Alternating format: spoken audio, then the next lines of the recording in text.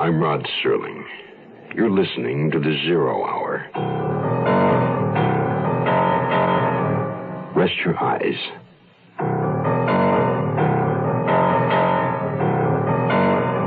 Open your mind.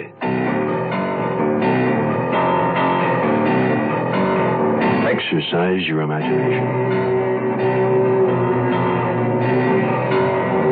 This week, Bill S. Ballinger's study of a deadly obsession. Fourth of Forever. Starring John Dehner.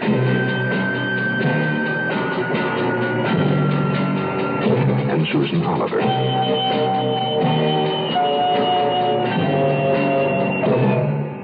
In Elliot Lewis's production of The Zero Hour.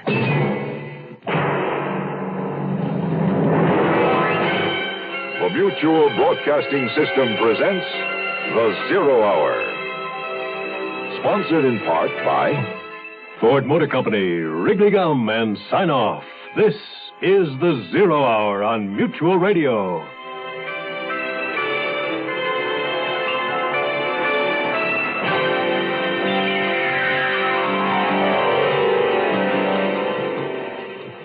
James Maharis and Lou Jackson have a date with destiny. But first they have some matters to settle. Maharis is a wanted man. The police know his general whereabouts.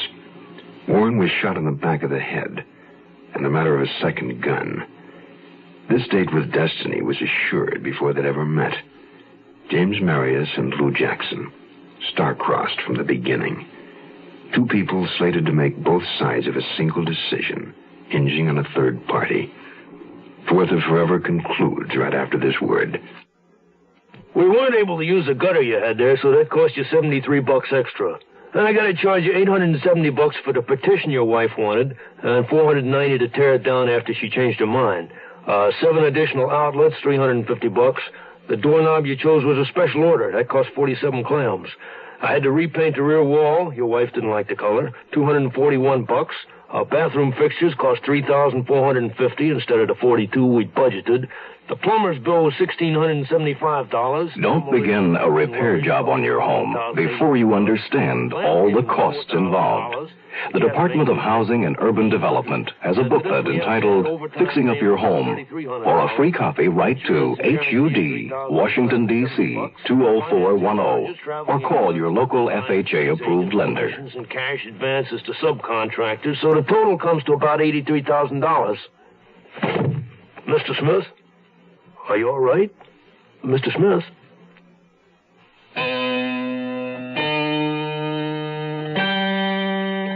Lou. Darling. Don't stand out there in the light. Come in. Lou. I just can't believe it's you. Is it? You look different. Your hair. Do you like it? Well, sure. I liked how it was. Oh, I had to hide somehow. You understand. I guess it is a rather silly disguise. Oh, don't worry. I'll get used to it. Poor baby. Someday I'll change it back for you. The Gazzetti. You didn't sell it? No, it's my most prized possession. Yeah, but the money you sent to Lloyd, the attorney. I sent the money, but I didn't sell the painting. Well, but then how did... Oh, long story, darling. I'll explain later. Let's have a drink to celebrate our reunion. Oh, no, I've stopped. Or nearly. Have a brandy, anyway. Come, sit by me. Well, this house, who does it belong to, Lou? Oh, friends of mine. I stayed with them, months ago. When I ran away from the apartment, I came here, and they're out of town for a short time. Why'd you leave your apartment? I couldn't find you. I had to after all that happened. But I called you long distance from New York, and you wouldn't talk. I know. I was a terrible coward, but I panicked. Oh, come on. You knew I wouldn't involve you. I haven't said a word about you. Not to the lawyer or the cops or anyone. You don't understand, darling. I need this drink. Look at me. I was in Warren's hotel room when you killed him. You what? Surprised? Not really.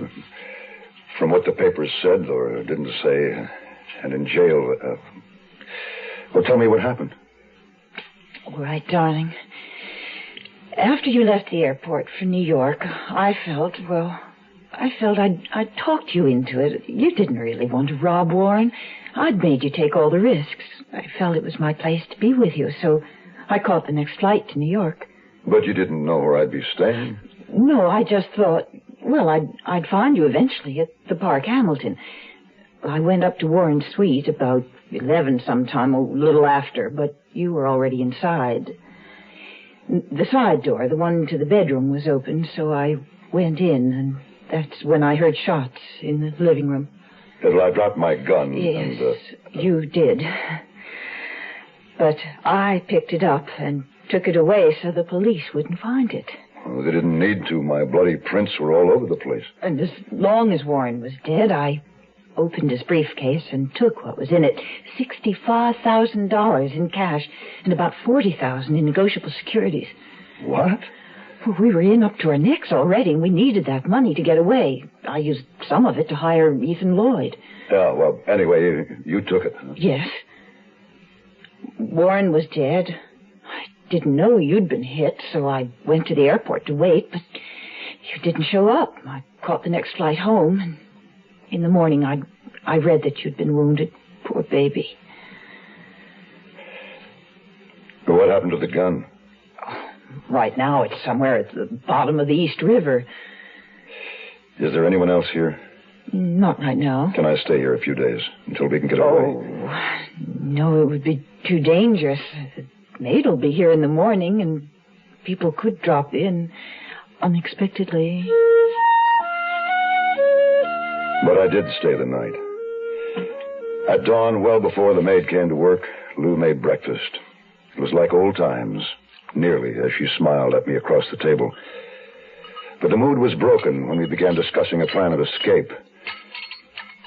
Once you're in Mexico, it'll be easy to get somewhere else, far away. And wherever it is, I'll meet you there. Lou, I can't make it without you. Come with me to Mexico City. Oh, I want to, darling. I want to very badly, but the securities, they're so difficult to exchange abroad. Don't forget, we'll have to live in South America or Europe. Maharis, you have to get away today. Darling, it's the only way. I'll meet you later. More coffee? Yeah, thanks. I'll need a passport. I can get a phony one in Mexico, but it'll cost. How much? When I was flying there, I think the going price was a couple of grand. Oh, you're glad I have the money now. That's a lot of cash to carry around. Well, you're right. I'll need a gun. I had one, but left it in the house where I've been hiding out. Too risky going back there now. What'll I do? There's one around the house here. They keep it for prowlers. I'll get it for you. Lou came back to the kitchen and took the gun from her purse. She laid it in my hand. But I wasn't watching. I couldn't help but see, when she opened the purse, several neat packets of $100 bills. The gun fit snugly in my palm. It was a small, snub-nosed .32.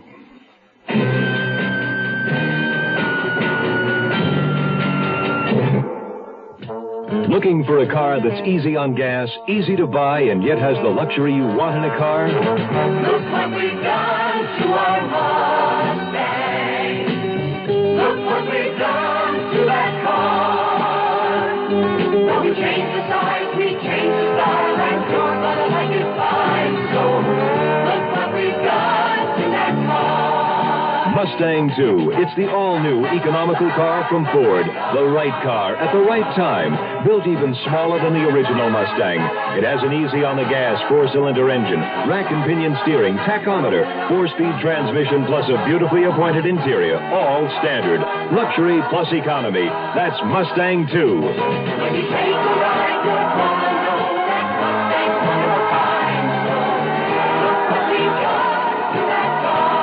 Mustang 2, $28.95 excluding dealer prep, destination charges, title, and taxes. See your local Ford dealer.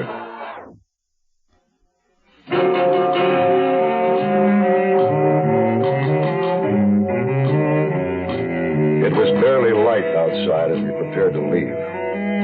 I stopped by the back patio to admire the garden. Potted plants hanging and standing.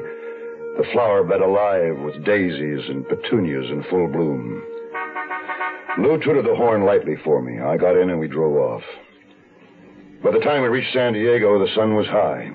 Crossing the border, we must have looked like any two American tourists. We drove right through and on into Tijuana. Well, when will I see you again? Thursday. I'll be down. Why so long? You'll be busy, and so will I. Well, that's 4 days from now. Seems like forever. How much money will you need? How much have you got? Enough. Well, I'll need enough for the passport, the hotel, the travel arrangements, not to mention payoffs and whatnot. Darling, just tell me, how much do you want? You better give me 10 grand, just to be safe. $10,000? Were you planning on bribing the whole country? That afternoon, I flew into Mexico City and registered at Hotel Del Prado under my new name, Harold J. Hanna. I spent the next day making final arrangements, checking schedules, buying clothes. Everything I needed I could get in the shops contained within the building, so I never left the hotel. Finally, Thursday night arrived, and with it, Lou. Darling. Oh, it's so good to see you. Hey, what's in the bag? 2 bottles. One champagne, one brandy. Just like we began. Oh, you're wonderful, Lou. You really are. Did you get the passport? Yeah, no problem. You are now in the arms of Harold J. Hanna. Oh, I liked Maharis better. Well, maybe we'll change it back when we get to Greece. Greece? It's perfect for us. You won't believe all I've got planned. Come on up to the room, Mrs. Hanna. I'll tell you all about it. There was a while before we talked. We didn't even get the bottle open. I was looking at the moon full in the night sky when she came back into the room wearing the pink nightgown she'd worn all afternoon. Tell me about Greece, Maharis. You don't sound thrilled. Lou? Yes, darling, I'm listening. Well, it isn't Greece exactly. It's a tiny island off the coast in the Aegean Sea. Mixos. Sounds lovely. And I'm planning on us buying property there, settling down. I've already put in a bid on our old hotel. We could fix it up and work the tourist trade and have beautiful children. Maharis. Now, there's an Air France flight from here to Paris. We connect from Paris to Rome and then on to Athens. I made reservations for 2 on the plane, leaving tomorrow. One for Mr. Harold J. Hanna and one for Miss Lucille Jackson. You have your passport? Yes, in my suitcase. Well, where is your suitcase? Oh, we must have left it in the lobby. It's in Los Angeles. I've been trying to tell you, Maharis. Well, why? Darling, you must know. I love you. Well, then come with me tomorrow. I haven't cashed in the securities yet. These things take time.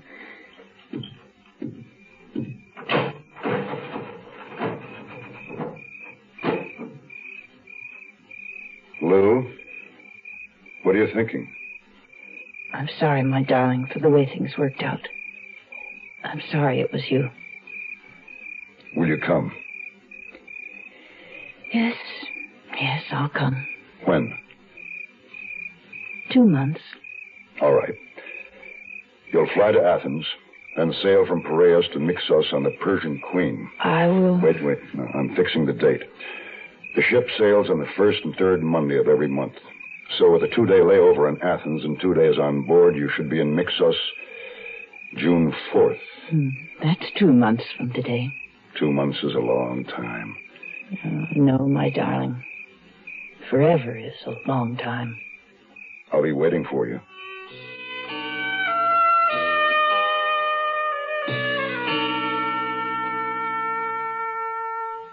Sinus flares up. Sometimes your whole face aches. When you need occasional help, get Sign-Off tablets, the sinus medicine. Sign-Off works with a full dose of pure aspirin for sinus headache, plus a sinus drainer for congestion. That's how Sign-Off helps sinus pain while you drain. Help sinus pain while you drain. Take Sign-Off only as directed. Sineoff. The sinus medicine in the bright red box. Carry it with you, bring it, Swimmers, come. The big fresh flavor, bring it, Swimmers, come. Carry it with you, bring it, Swimmers, come. The big fresh flavor, bring it, Swimmers, carry the big fresh flavor wherever you go, whatever you do. It's my spearmint's flavor, the great big taste, delicious to choose. Swimmers, come. Carry it with you, bring it, Swimmers, come. The big fresh flavor, Swimmers, come. Carry it with you, bring it, Swimmers, come. The big fresh flavor, Swimmers, come. The Zero Hour continues after this. Here's a tip from your Better Business Bureau. With more and more people eating poultry these days, it might be a good idea to review some basic facts on how to buy and serve poultry. First of all, remember to look for the grade shield. The highest quality is U.S. Grade A. Grade A birds are fully fleshed, meaty, and attractive in appearance. But when you bring it home, remember that all poultry is perishable.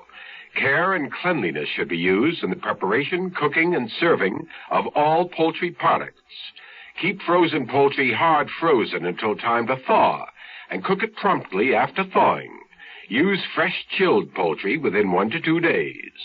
Completely cook poultry at one time.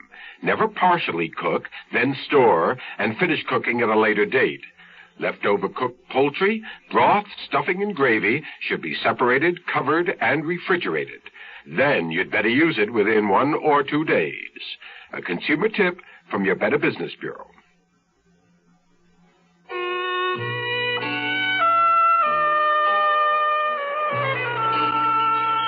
The Persian Queen stood offshore in the small port of Nixos. I stood on the deck, leaned over the railing, looking at my new home. I went ashore in a converted lighter. At the foot of the ancient stone pier was a taverna, an open-air establishment featuring a great gnarled olive tree growing right up through the rock. I stood there, holding my suitcases, until... Would you care to join us? Oh, yes, I would. Thank you. We saw you arrive. You know, there's so little to do here that we all hurry to make friends with a stranger. I am Yvonne Lamott, and this is Father Gilbert. Miss Lamott, Yvonne. Father, I'm Harold J. Hanna, J for James. Are you a tourist, Mr. Hanna? Oh, yes, and entirely at large. Is there a hotel here? Only one. It is not large, not small, not good, not bad. It is also not cheap, but one has no choice. It is called the Acropole. The Acropole was run by Constantine Gregoras, a heavy-set, nearsighted man. He assigned me a tiny, stark room, which he claimed was the best in the house. The first few days were torture. I was a man alone in a strange country. The last day and night with Lou burned deep in my memory. I could have easily afforded scotch, but thought it best to let the $7,000 I had left cool. Time passed slowly. There was nothing to do on Mixos but sit in the taverna, drink ouzo, and talk. I got to know and like Yvonne, and the Padre, as I called him. Together we made quite a trio. Yvonne, a thin, dark girl with a pixie face and boyish cut hair, was a musician. She had studied in Paris, which was her home, as well as in New York. And so now I am in Mixos because it does not take so much money. Was there a music school here? No. There is nothing here. But I practice to compose music, which is not bad. Padre, what's a Roman Catholic like you doing on a Greek Orthodox island like this? Huh? I have a calling, Harold. Including Miss Lamott, there are 8 members in my parish. Are you British? Yes, my home is, was England. I miss it. When are you going home? Oh, soon, perhaps. But then I may be here forever. Forever is a long time.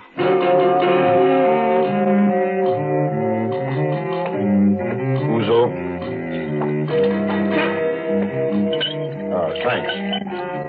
Hello, Yvonne. Join me? Yes. How? Newspaper. Why did you get them? The Persian Queen brought them yesterday. I had them sent from Athens. From Los Angeles? Yes. It's my home. Well, near it, anyway.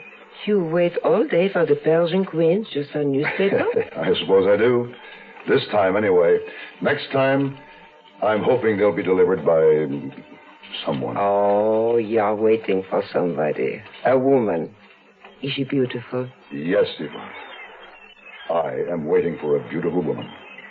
I have been for some time. And will you have Father Gilbert marry you and this woman? Only if you promise to be maid of honor. We will see. I cannot promise. The L.A. papers had dropped the Warren story. There was no mention of the search for James Marius either. Though I began to feel safe, those last 2 weeks of waiting were the longest of my life. Each day an eternity. Waiting. Until I was on the pier at dusk when they lowered the lighter over the side of the Persian Queen. I watched it all the way into shore. Watched and waited. I could see the purser, but no one else.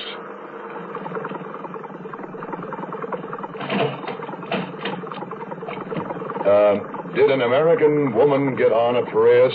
No. And no one getting off at Mixos? No one. Here are your papers.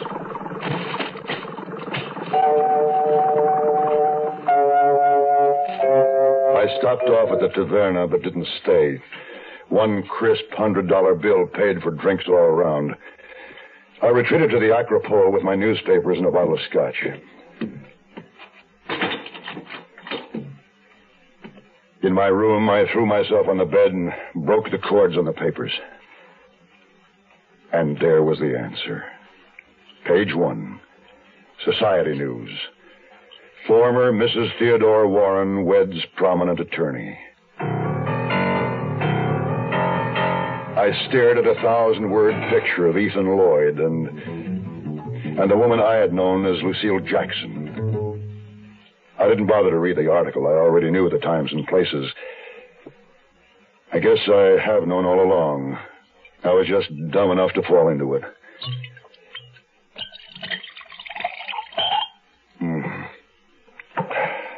Lou, or whatever her real name was, Mrs. something or other Warren Lloyd, was a woman of money, position, and separated from her millionaire husband. And she had a plan. To hire a private detective, Rothman, to find a man of weak will and strong desire, James Marius.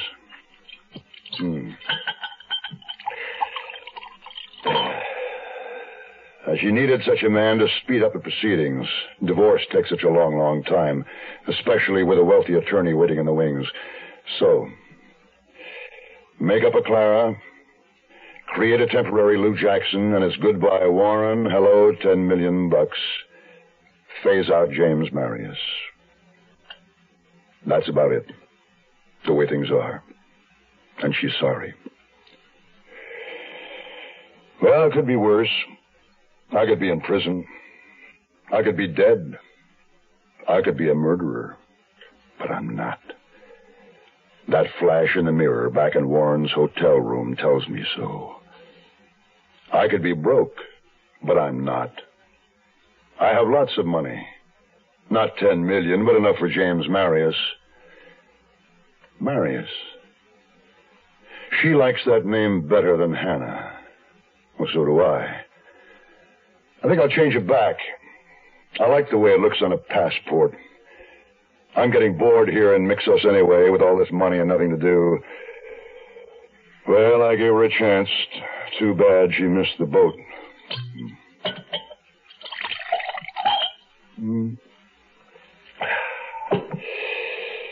Too bad about the letter I have to send now to the Los Angeles police, suggesting they go to 1355 Palomar Drive and test fire the .32 caliber revolver they'll find under the Meyer lemon tree in a wooden planter.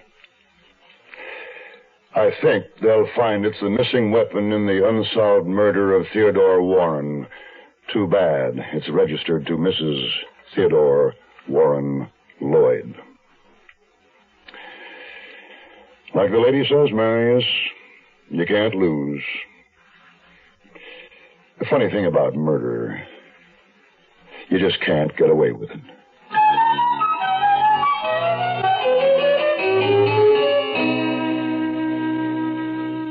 You are listening to Mutual's presentation of The Zero Hour. That concludes this week's production of The Zero Hour, Bill S. Ballinger's Fourth of Forever. Next week, we'll begin another exciting dramatization of a tale of mystery and suspense. We'll tell our story in 5 days, at the same time, Monday through Friday. So on Monday, rest your eyes and listen here to The Zero Hour. Today's episode brought to you in part by Ford Motor Company, Wrigley Gum, and Sign-Off. This is The Zero Hour on Mutual Radio.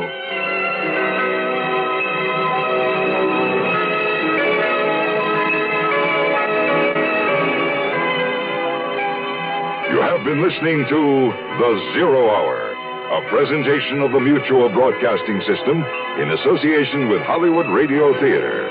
Heard every weekday at this time. Rod Serling is your host. Zero Hour is produced and directed by Elliott Lewis.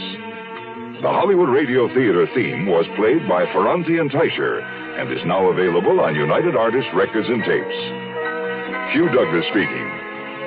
Tune in Monday, and once again, rest your eyes and listen here to The Zero Hour. This is the Mutual Radio Network.